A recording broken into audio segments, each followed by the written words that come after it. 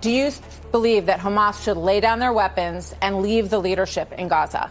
I believe that any future here in New York City is one that we have to make sure that's affordable for all. And as it pertains to Israel and Palestine, that we have to ensure that there is peace. And that is the future that we have to fight for. But you won't say that Hamas should lay down their arms and give up leadership in Gaza. I don't really have opinions about the future of Hamas and Israel beyond the question of justice and safety and the fact that anything has to abide by international law. And that applies to Hamas, that applies to the Israeli military, applies to anyone you could ask me about.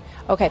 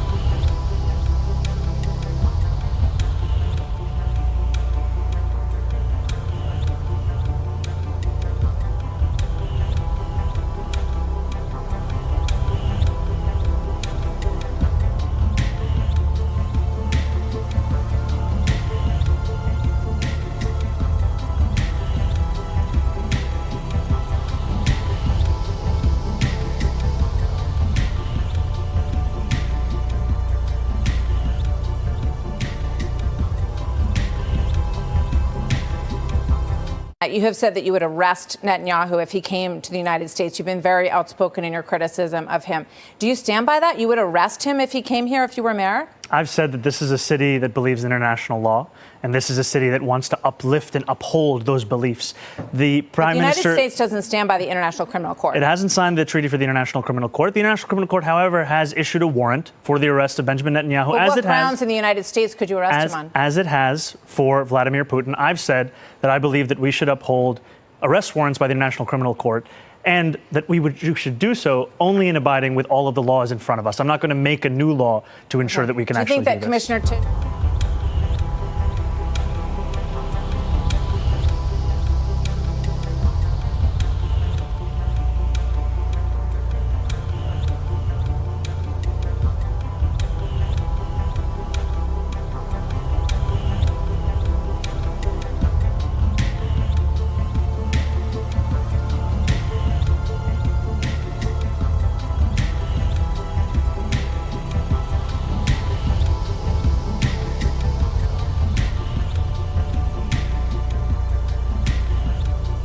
You know, I want to take this moment because you spoke about President Trump, and he may be watching right now. And I just want to speak directly to the president, which is that I will not be a mayor like Mayor Adams who will call you to figure out how to stay out of jail. I won't be a disgraced governor like Andrew Cuomo who will call you to ask how to win this election. I can do those things on my own. I will, however, be a mayor who's ready to speak at any time to lower the cost of living. That's the way that I'm going to lead this city. That's the partnership I want to build, not only with Washington, D.C., but anyone across this country.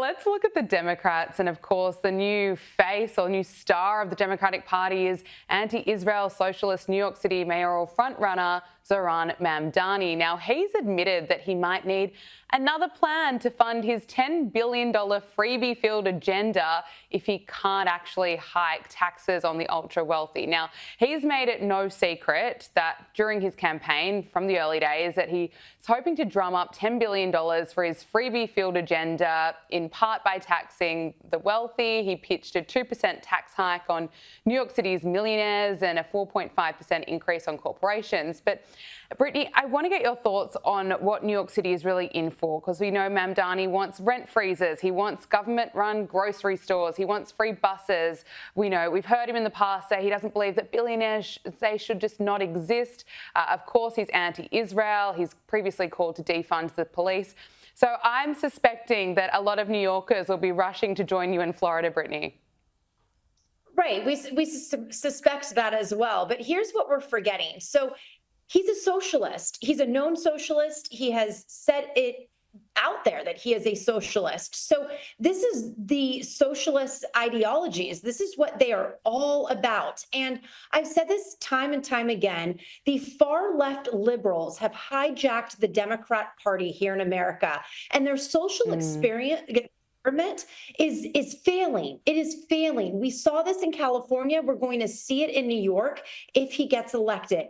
And you're going to be surprised about what I'm going to say right now, but there is a part of me that wants him to get elected only because, and one, because I don't live in New York City, but two, hopefully our country can see what will happen if an actual socialist is running the country. So he could potentially be running the largest city in this country. And I mean, there's not going to be any law and order. We are going to see so much fail that maybe the American people need to really see this happen so that we don't elect a socialist in for presidency one day, because we're headed in that direction, because the far left has absolutely hijacked the Democrat Party, in my opinion. It certainly has. And the Democrat Party is on life support in California. Of course, Gavin Newsom's California. It's interesting looking at the figures over the last 8 months. Republicans have registered tens of thousands of new voters. Democrats have registered around 100. Look at this. Year, there's been some changes in voter registration and with which party voters want to identify. Since February 10th, 82,000 people chose no party preference when registering to vote.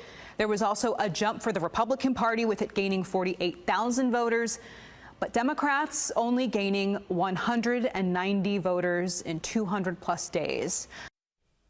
Brittany, is it Gavin Newsom that's also turning people away? So I'm not surprised by this at all. I'm a born and raised Californian for 40 plus years. We just moved to Florida 2 years ago because of the far left ideologies that took over California. I'm not surprised by this at all. If you live in California, if you were born and raised in California, the old California is not what it used to be. And we have seen firsthand the changes. It's unlivable at this point in so many ways. So I am not surprised by this whatsoever. And I don't entirely blame Gavin Newsom. It's a collective of people there that are running the show there that have just destroyed the state and so many blue cities in that state. But people are waking up because there's a lot of money in California. And look at how many multi-billionaire, billion-dollar companies have moved away from the state. So people are starting to wake up. Taxes, I mean, we paid $50,000 a year in property taxes alone to live in the Palisades, and then it goes up in flames. So I mean, there's just so many. You're living in one of the wealthiest areas in California, and you're having to step over a homeless person. Oh, excuse me, we're not supposed to say an unhoused person. So I mean, it's, you know, there's just, it's people are running amok there, and it's I think people are starting to really wake up. 100%. Now.